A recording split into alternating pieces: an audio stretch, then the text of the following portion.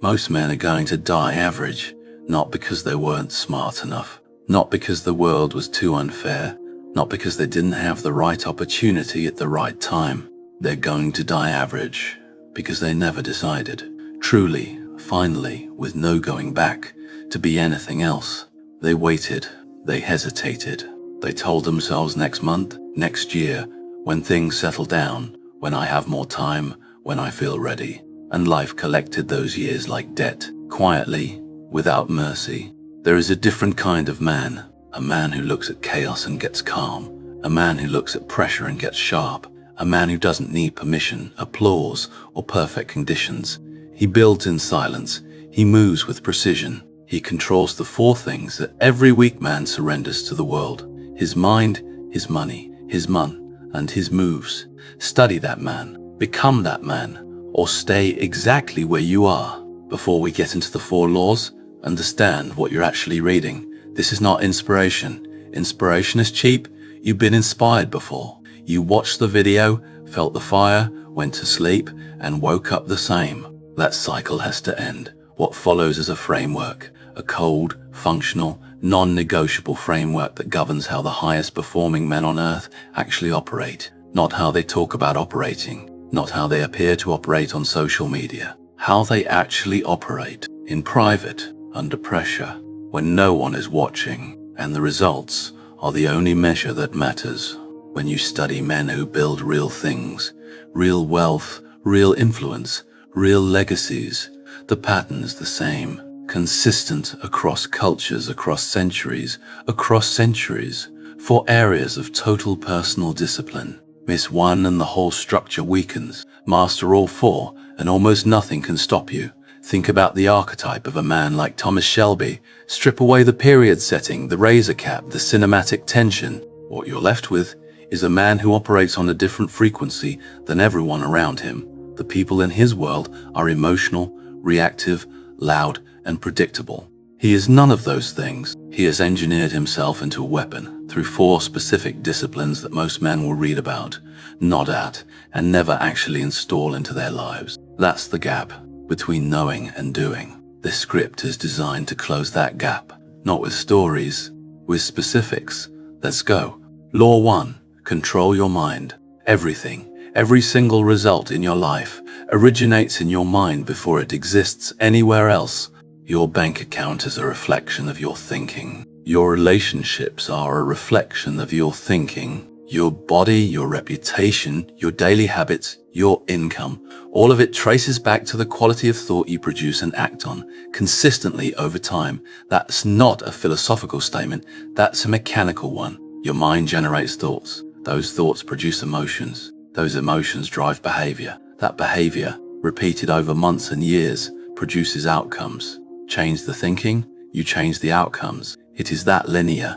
The problem is most men never take control of step 1. They let their mind run on autopilot, shaped by their upbringing, their environment, their social media feed, their worst fears, and then they're confused about why their life looks the way it does. Here is the first and most critical thing to understand about mental control.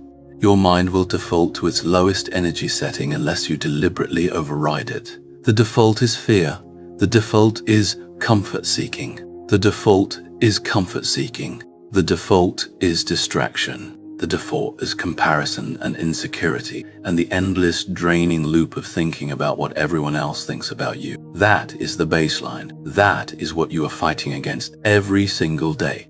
Not other people, your own default settings. Thomas Shelby operates without a default. Every thought appears intentional. Every response to a situation looks like it came from a pre-decided mental framework, not a reactive emotional state. That's not a character trait he was born with. That's a discipline he built, and you can build it too. Here's how. Step 1. Audit your inputs aggressively. Your mind builds its structure from what you feed it, what you consume daily. The content, the conversations, the people, the media is programming you whether you are conscious of it or not. Right now, today, your thinking patterns are a product of accumulated inputs from your entire life. Some of those inputs are sharpening you, most of them aren't. Take a real, honest inventory. What are you watching, reading, listening to and discussing for the majority of your waking hours? Does it make you sharper, clearer, more capable? Or does it fill your head with noise, comparison, anxiety, and low-value entertainment? Cut what dulls you, not slightly reduce, cut. Protect the feed like it's your most valuable asset, because it is. Step 2. Build a daily thinking practice. 20 minutes every morning, before the phone, before anyone else's voice enters your head. Just you and your own thoughts. The purpose is not to meditate and empty your mind. It's the opposite. The purpose is to deliberately direct your thinking. What are you working on? What decisions are pending? What problems need your attention? What actions do you keep avoiding and why? What are you grateful for? Not as a soft exercise, but as a genuine calibration that reminds you what's working and what you're protecting. Men who do this consistently develop a quality of mental clarity that is almost impossible to replicate any other way. They go into every day with direction. Everyone else goes in on autopilot. Step 3. Train the gap between stimulus and response. This is the most advanced skill in mental control and the one that pays the highest dividends. In every situation, someone challenges you, something goes wrong, an opportunity appears, a threat emerges. There is a microsecond between the event and your response. In that gap lives everything. A man with no gap reacts. He gets angry, scared, excited, defensive, and he acts from that emotional state. A man with a trained gap processes. He registers what happened, runs it through his framework, and responds from intention rather than emotion. That gap is what makes a man dangerous in a positive sense. Impossible to destabilize, impossible to manipulate, impossible to read until he decides he wants to be read. How do you build the gap? You practice it in low-stakes situations first. Someone says something that irritates you. Pause before responding. Take a breath. Ask yourself, what is the most effective response here? Not the most emotionally satisfying one. You do this 100 times in small moments, and you will have it available when the stakes are high. Step 4. Destroy perfectionism before it destroys your momentum. Perfectionism is not a high standard. Perfectionism is fear with a respectable mask on. Men who wait until everything is perfect, until the plan is airtight, until the risk is zero, those men never move. The discipline is to make the best decision with available information and then commit to it completely. Adjust in motion. That's how things get built. Step 5. Feed your mind with evidence of what's possible. Read biographies, not self-help attitudes. Real accounts of real men who built real things in the face of real obstacles. Your mind needs proof that what you want is achievable. Without that proof, doubt fills the space. With consistent exposure to evidence of human capability under pressure, your internal baseline for what is normal and possible shifts upward, permanently. Your mind is either the most powerful weapon you have, or the most dangerous enemy you carry everywhere. You don't get to choose whether it's powerful. It always is. You only get to choose what it's pointed at. Law 2. Control your money. Here is the truth about money that the financial industry, your school system, and frankly most of the people around you never told you clearly. Money is a game with rules. If you know the rules, you can win. If you don't know the rules, you're losing right now, and you don't even know it. Most men have a deeply emotional relationship with money. They spend when they feel good. They avoid looking at their accounts when things feel tight. They make major financial decisions based on what impresses other people. They leak money in 100 small ways every month and call it treating yourself. And at the end of every year, they are roughly in the same financial position as the year before, maybe slightly worse because inflation moved and they didn't. This is not a character flaw. This is a knowledge gap combined with a lack of system. Both are fixable. Starting today, a man like Thomas Shelby understands that money is infrastructure. It is the material foundation on which everything else is built. Without it, you are dependent on an employer, a system, a person, a circumstance. And dependent men do not have freedom. They have the performance of freedom, just enough to feel comfortable, not enough to actually choose. Financial control is about removing dependence, brick by brick, month by month, until the infrastructure is solid enough that your life is genuinely yours. Rule 1. Know your exact numbers. Not approximately. Exactly. Monthly income, net, not gross. Monthly fixed expenses, rent, insurance, subscriptions, loan payments. Monthly variable expenses, food, fuel, entertainment, clothing. Monthly total outflow, the gap between income and outflow. Most men cannot tell you these numbers off the top of their head. That means they are flying financially blind. Pull up your last 3 months of bank statements this week. Categorize every transaction. Find where the money goes without your full attention. That's where the leak is. You cannot fix what you cannot measure, and you cannot measure what you haven't looked at. Rule 2, build margin before you build anything else. Margin is the gap between what you earn and what you spend. It is the most important financial metric in your life, not your income. A man earning $100,000 a year and spending $98,000 has $2,000 in margin. A man earning $40,000 a year and spending $28,000 has $12,000 in margin. The second man is in a fundamentally stronger position because he has resources to deploy. Margin is what gives you options. Margin is what allows you to take an opportunity when it appears. Margin is what allows you to absorb a job loss, a medical bill, a business failure without collapsing. Build 3 to 6 months of expenses in accessible savings before you invest a single dollar in anything else. That cushion is not sitting idle. It is buying you the ability to make decisions from strength instead of desperation. Rule 3, separate your money into functions. Stop keeping everything in one account and spending from it until it's gone. That is not a financial system. That is financial chaos with a bank logo on it. Divide your income into clear buckets: fixed expenses, variable expenses, savings, investment, and a deliberate discretionary allocation. Give every dollar a job before it arrives in your account. When your money is allocated before you spend it, you stop the unconscious leakage that quietly drains average men for their entire lives. Rule 4, make money work without your time. This is the shift. Active income, salary, hourly work, consulting is capped by the hours you can physically work. It is also entirely dependent on your continued participation. If you stop, it stops. The transition to financial independence begins the moment you start building income streams that do not require your hourly presence. Index funds, real estate, a stake in a business, digital assets. The specific vehicle matters less than the principle. Money that generates more money, independent of your time. You do not need to start with large amounts. You need to start, and you need to be patient enough to let compounding do what it does. Most people cannot be patient. That is why most people stay average. Patience in investing is not passive. It is one of the most active, disciplined choices you can make. Rule 5. Treat every unnecessary expense as a trade. When you spend money on something that doesn't serve your goals, you are not spending money. You're trading the future version of that money for a present feeling. $100 spent on something impulsive is not $100. It is whatever that $100 would have become in 5 years if deployed effectively. Compound interest works in both directions.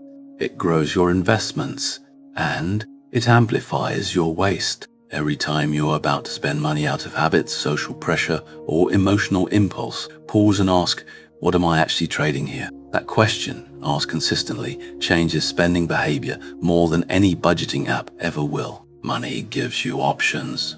Options give you freedom. Freedom gives you the ability to live on your own terms. Bold! And it starts with discipline over your finances today, not tomorrow, not when you earn more, not when circumstances change. Today. Law 3. Control your mouth. The most underestimated law on this list. Men obsess over their mindset and their money and their actions, and they leave their mouth completely unchecked, and it costs them. Quietly, continuously, compoundingly, it costs them deals, respect, opportunities, relationships, and reputation, all because they never learned the discipline of strategic silence. Your words are the external expression of your internal world. When you speak, you are broadcasting your intelligence, your stability, your emotional state, your level of thinking, and your character, all at once, simultaneously, to everyone in the room. Most men broadcast at full volume without realizing they are doing it. Every word is data. People are reading it, whether or not you're aware they're reading it. Thomas Shelby speaks like a man who has thought about every word before it leaves his mouth. Not because he's scripted, Because he has an iron relationship with language. He knows that silence holds power. He knows that the person who speaks least in a room often controls it most. He knows that revealing your thinking prematurely is a strategic loss. These are not instincts. These are trained behaviors, and they are available to every man who decides to develop them. Discipline 1. Speak with function, not volume. Every time you open your mouth, ask yourself, what is the purpose of this? Is it to communicate something real? To move something forward? To build something? Or is it to fill silence? To be heard? To perform confidence you don't feel? To gossip? To complain? If there is no real function, say nothing. This will feel deeply uncomfortable at first, especially in social settings where constant talking is the norm. Push through the discomfort. The man who speaks only when he has something real to say commands a level of attention and respect that the constant talker never will.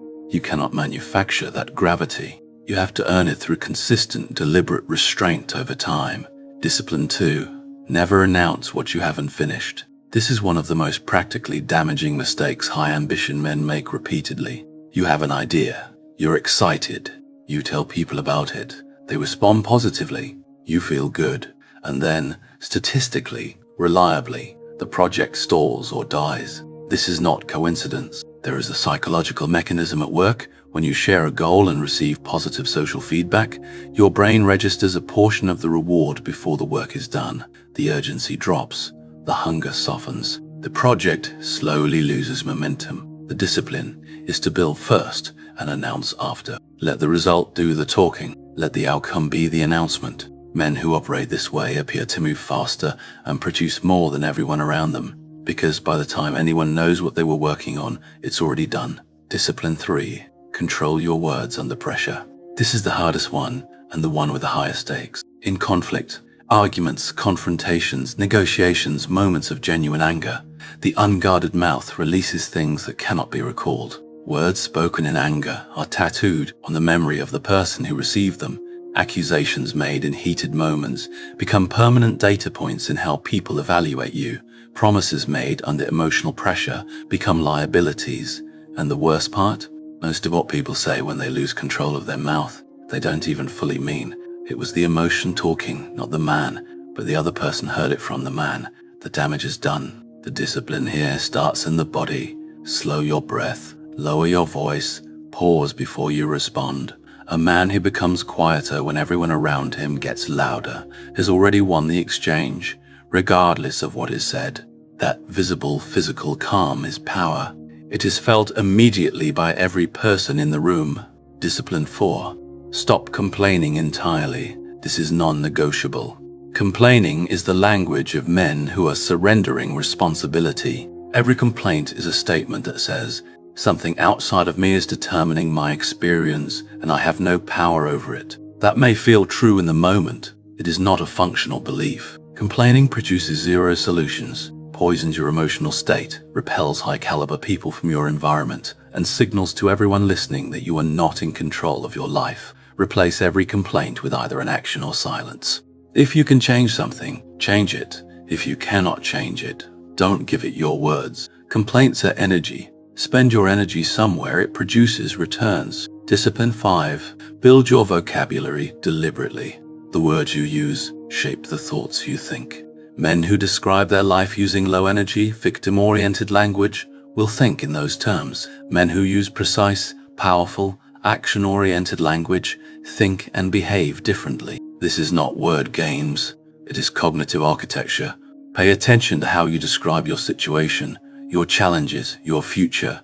Replace I can't with I haven't yet. Replace this is a problem with this is a challenge I'm solving. Small shifts, large psychological impact over time. Your mouth is either building your empire or burning it. Every single day, you are the one who controls which one it does. Law 4. Control your moves. This is where it all lands.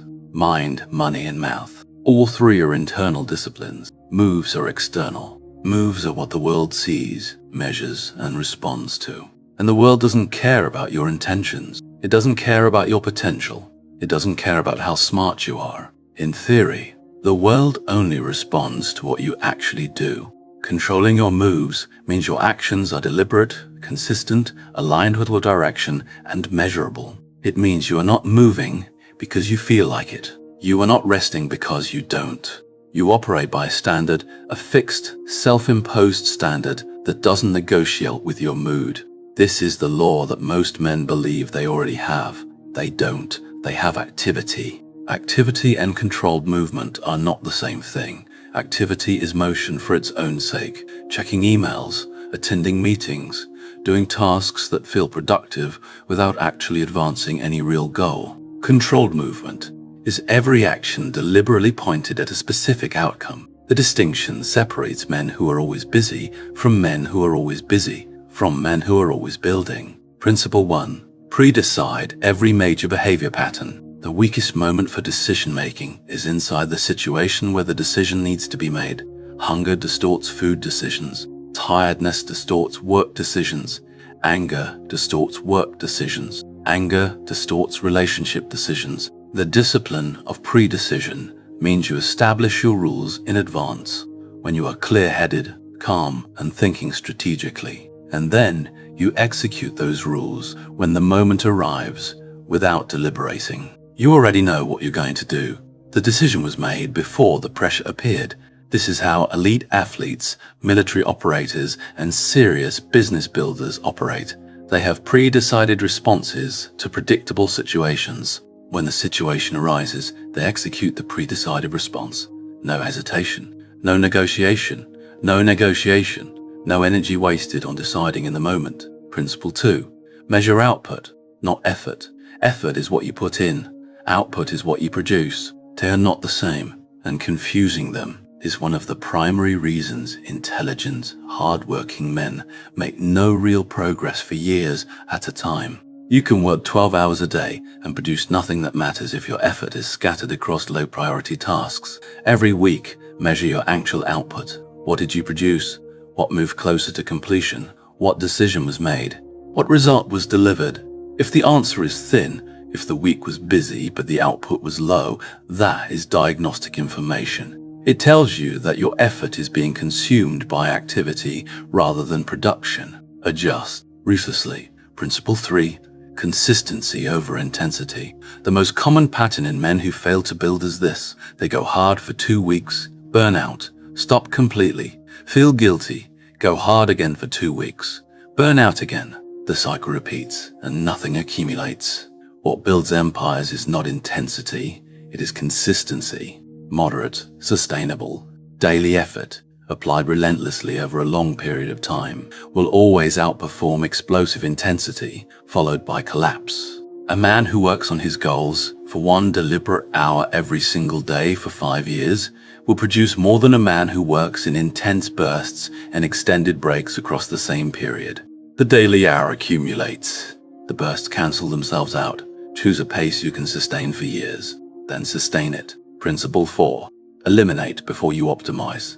Before you try to become more efficient, make sure you are doing the right things. Most men are optimizing the wrong activities. They are trying to do faster, better, and more efficiently the things that should not be done at all.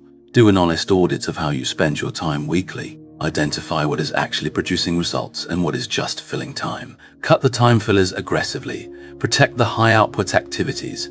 Less but better. The reduction of low-value activity often produces more results than any optimization of high-value activity, because what you stop doing creates space for more of what actually works. Principle 5. Recognize the difference between a bad day and a bad direction. This is the judgment call that separates men who build from men who quit. There will be days, many of them, where the effort feels wasted, the progress feels invisible, and continuing feels irrational. Those are bad days. Every process has them. They do not mean the direction is wrong. Quitting on a bad day is one of the most expensive mistakes a man can make. On the other side of that bad day is usually a breakthrough. Not always immediately, but eventually. However, there's also such a thing as a genuinely wrong direction, a strategy that isn't working, an approach that the data consistently tells you is not producing results. That's different. That requires a pivot, not an abandonment of the goal, but an adjustment of the method. The skill is in telling the difference. Bad day push through, wrong strategy, adjust. The data will tell you which one you're in, if you're measuring honestly. Principle 6. Move before you're ready. Readiness is a myth. You will never feel fully ready for the next level. The information will never be complete. The risk will never be zero. The conditions will never be perfect. Men who wait for readiness wait forever. The discipline is to move with the information you have, learn in motion, and correct as you go. The cost of moving imperfectly is almost always lower than the cost of waiting indefinitely. Most opportunities have expiration dates. Most competitors are also waiting, and the man who moves first, even imperfectly, takes the ground. Control your moves means decide before the pressure, measure what matters, stay consistent on the ordinary days, cut low-value activity first, distinguish bad days from bad direction, and move before you feel ready. That's the law. That's the whole formula. 4 laws, 1 framework, 0 exceptions. Mind, money, mouth, moves. None of them require luck. None of them require a particular background, a head start, or someone else's permission. Every single one of them requires only the thing you already have and consistently refuse to use, the ability to choose differently, starting right now. Thomas Shelby didn't inherit an empire. He built one, decision by decision, discipline by discipline, in a world designed to break men like him. The world may be designed to break you too. That changes nothing. The 4 laws don't negotiate with your circumstances. They only respond to your execution. You've read this. You understand it. That's step 1, and it counts for nothing on its own. Step 2 is where everything separates. Step 2 is where everything separates. Step 2 is what you do in the next 24 hours. Not next week. Not next month. Now, what's your move?